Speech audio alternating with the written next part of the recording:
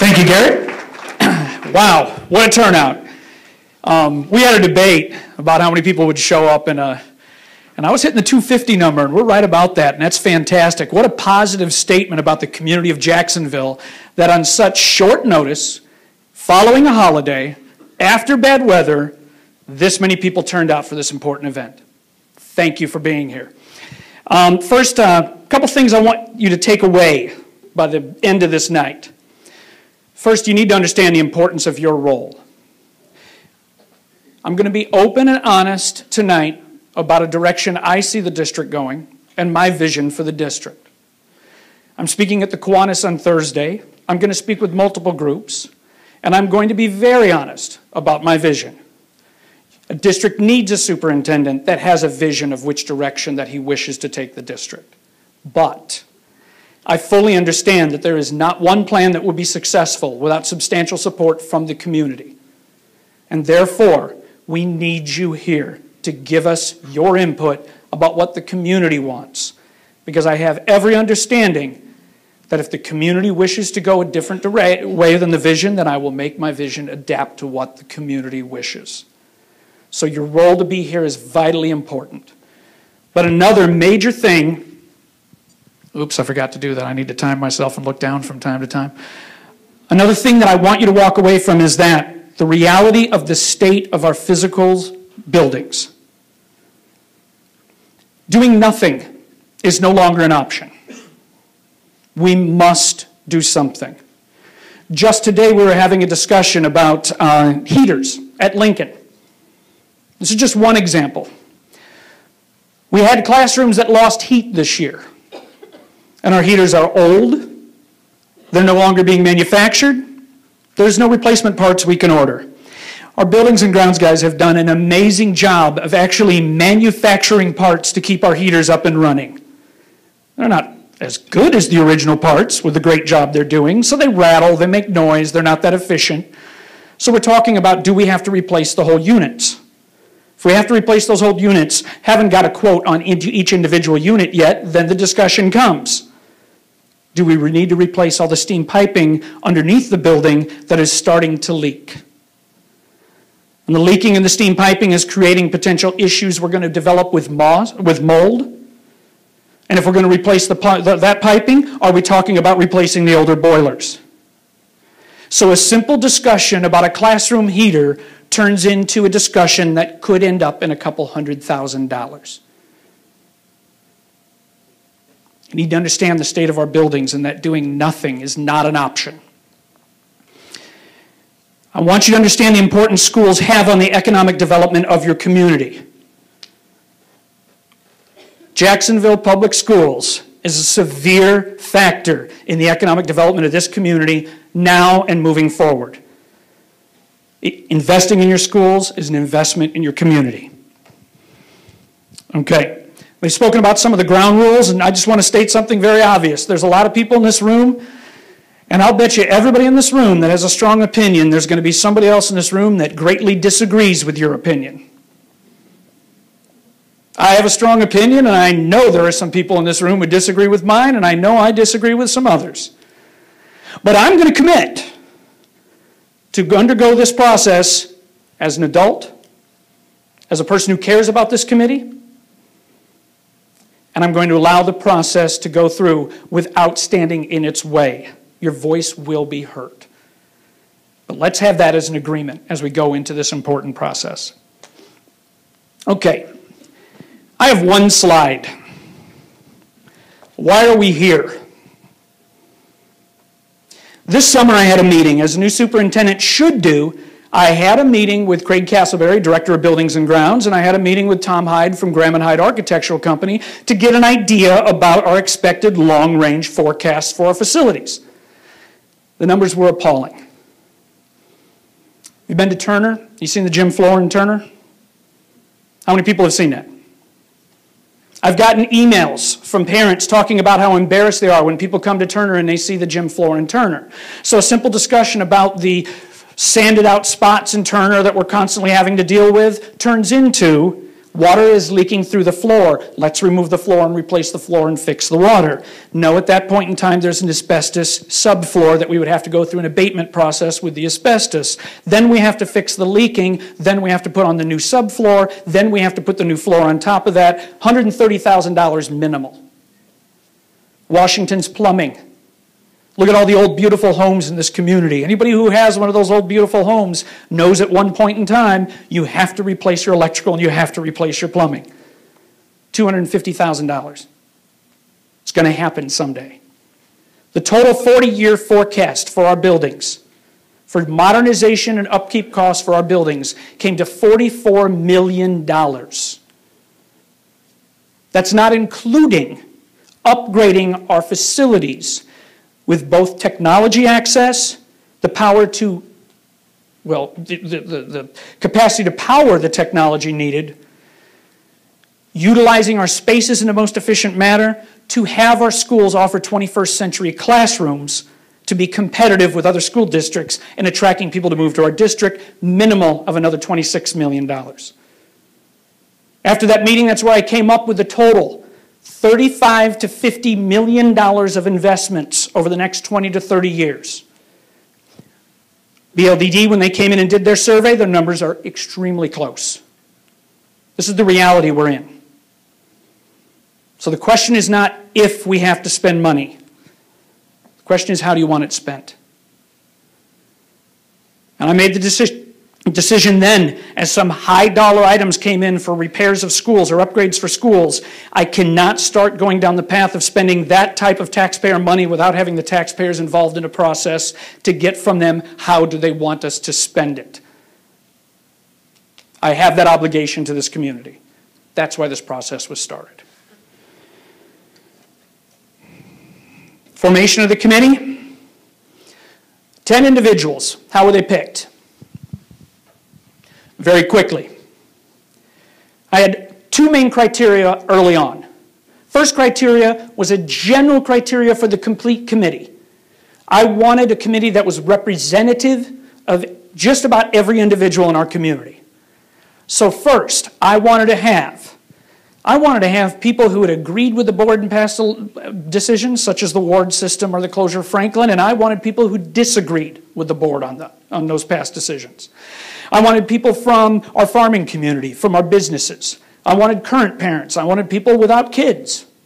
Because if you don't have children in the district, the state of our schools still has a direct influence on your property value. The other day when we were passing out flyers, someone said, well, I don't have kids in the district. It's going to affect your property value. The schools are important to everyone. I wanted demographic differences, geographical differences, and I think we did that. If you look at our committee, it's a wide, diverse, representative group of people from our community. The next thing I wanted, personality traits. I wanted people with strong opinions, but people who were open-minded and adult enough to listen to other people with contradictory opinions. I met with each of them individually, on the phone or in my office, to ensure that they were the right fit. Several of them absolutely have opinions that disagree with mine. That's okay. When we met the first night, I called most of them physical face-to-face. The first night we met, of the 10, I think it was 6 that I have that before we met with this, I had never met in my life. And the other 4, it was kind of just meeting at the chamber or meeting at the Rotary or the Kiwanis. So this is a great group bringing new, fresh ideas to the district. Also wanted some people from past referendum efforts or improvement efforts and people who know association. I think we've gotten that. Wonderful group of people to work with. Please respect them for the community, the service to the community they are giving. Now, I'm going to step out for a bit. I might walk around a little bit, so I don't want to blind myself. I warn you, I'm going to be a little blunt at times. Just a heads up about that. But one of the things we need to do with this process is we need to have critical conversations, honest conversations, because it's the only way we're going to get down to solving our problems.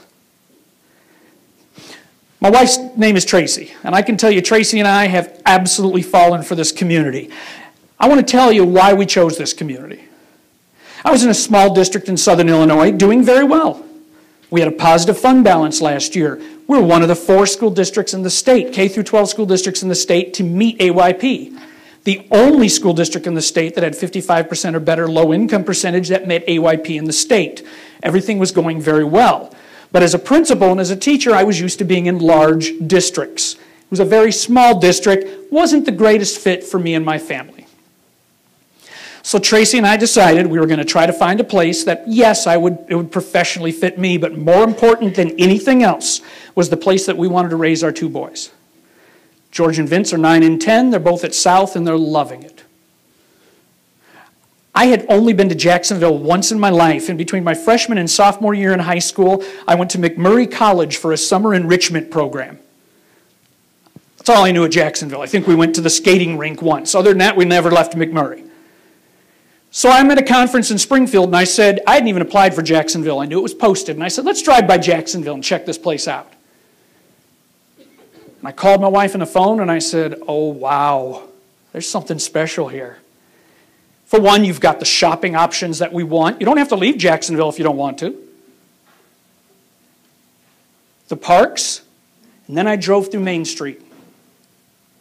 Main Street helped sell me on getting my application in and getting excited about this. Seeing a community that obviously invested a substantial amount of money into its community to make its community look better. That was impressive. Then a couple weeks later, I don't know if anybody heard the story about when I investigated into the football game last year against Sacred Heart Griffin. My interview was coming up, and I took the opportunity to check out the community, so I went incognito, nobody who knows who I was, and I went to the Sacred Heart football game. It was a day this community could have acted badly. It was a bad loss. There's some questionable calls, but the community didn't. And I got in my car and I said to my wife, this is the place I want to raise my kids. That is a group of community members I want to be around. So we moved here. My wife got a job at Route. She loves it. She's met friends. My boys love their school system. I absolutely love the staff I work with. And I love interacting with the people in this community. We're honestly in 3 years of marriage, the happiest we've ever been. Then the last 6 to 8 months happened. When you get a job on April 8th, and May 21st of a brand new job, you find out you've got cancer. You get frightened. Not about the cancer, of course. That I knew I'd kick its butt. That's no problem. But you get frightened about how is this going to come across to this community. And I'm telling you, I got to see this community, the true side of this community. You know you've all had friends or people that in the middle of crisis you get to see their true side. And oftentimes it's not good. I got to see the best of this community. How supportive you were. How caring and compassionate and understanding. My wife and I are in love with this community. We see it for how great it is. The reason I state all that is because we have a problem. Why aren't other people seeing it the same? I'm hearing stories from as much as 20 years ago about people who've gotten job offers in Pactiv or at Reynolds or at Passivant or various places throughout the community that have made one of 2 decisions. One, to work here and live elsewhere. Or 2, to not take the job and take a job and live elsewhere. Talk to people. I see heads nodding. People know of these stories. Why? Done a lot of investigating, and you know what's the number one thing that the people who are coming from the outside say? The schools. Now that has got 2 prongs to it. 1, curriculum, our performance. Without a doubt, that's a function. I want to let you know that will never be a secondary issue to me as superintendent. I am primarily an academic superintendent. I was a high school AP, that's the college level, highest level physics teacher, and I take pride in having been associated with school improvement in multiple schools, and I'm committed to that here. We are already making curriculum changes in the high school and talking about changes with our interventionists all the way down into the grade schools to maximize. We are doing major changes. I'm never going to put that as a secondary issue. And that is a reason why some people decide where to move. But here's the touchy subject. People also make that decision based upon the physical facilities of the buildings, the physical state of the buildings. And I'm going to prove it. A little metaphor, but I'm going to prove it. How many people have ever been shopping for a home and found a home that they're excited about at a price point in a neighborhood they want? And the real estate agents in here are definitely going to understand what I'm saying. And they've walked in and they've said, ooh, that 1970s kitchen isn't exactly something that I'm interested in buying this home for, correct? Anybody? That happens. Now, if you have a home that you've got a 1970s kitchen and you don't plan on leaving and you're happy with it, more power to you. That's not the metaphor I'm using. I'm talking about outside people coming in and buying from us. I'm not talking about you being happy where you are. I'm talking about how we're selling this to people from the outside. And if that is your home, when you go to sell it, you will get a lower price point. Mr. Chipman, you agree? Yes. You're going to get a lower price point if your home has not had modernization, upgrade costs. People are going to take that mentally when they start talking about giving an offer on your home. People do it with schools and communities. We see the price difference between homes in our own community based upon whether you're in one elementary neighborhood or whether you're in another elementary neighborhood. It happens here within Jacksonville. Of course it happens from the outside. And that's saddening, because I know how great this community is. And as I'm driving down and getting the community, I am seeing the beautiful old homes along State and College. I've been all over this state. I've not seen too many communities that obviously were as prosperous as this community was in 1880 to 1920. Other communities don't have this level of grandeur in their homes that we do. So I went to investigate. Why is that? Why were we so prosperous back then? And your new superintendent's about to give you a history lesson on Jacksonville. Do you know, have you ever heard the term Athens of the West? This is actual, not rhetorical question. I'm going to ask, who knows the answer to that question? Why are we the Athens of the West? Because of education, because of a progressive response to education. Athens, Greece, Aristotle, Plato, Socrates, all those guys, the cutting edge of progressive education. That's what we were known as. I might have this year wrong. Somebody correct me. 1825-26, formation of Jacksonville? One of those two. I forget which one it is. 25. 1829, some individuals, it's almost the Field of Dreams mentality. If I build it, they will come. Built what's now Beecher Hall. Didn't have a college, didn't have students, didn't have a staff. Just said, we are going to be so forward thinking about the future, we are going to build a top-notch, the first college building in the state of Illinois. And the Yale band, the 7 individuals, came out and they established the college, and that became Illinois College. 1846, 49, it's one of those two dates. We have one of the oldest original female college institutions in the female academy that became McMurray. A guy from Alton is the one who thought of the idea of the Illinois School for the Deaf, but it was Jacksonville that said, we want it here. The Illinois School for the Visually Impaired, here. Mental institution with instructional, here. The list goes on and on. Do you know that there was a superintendent in the mid-1800s that was doing research on new ways to educate kids, that went out to Boston and brought Boston's brand new idea of turning high schools into a graded system of 9, 10, 11, and 12 versus the open classroom. He brought it back to Jacksonville, and Jacksonville arguably has the first 9 through 12 high school in the state of Illinois, if not potentially the Midwest. Do you know that twice we built new facilities in the late 1800s, early 1900s that were regaled as the cutting edge of educational advancement throughout the Midwest? They both burned down.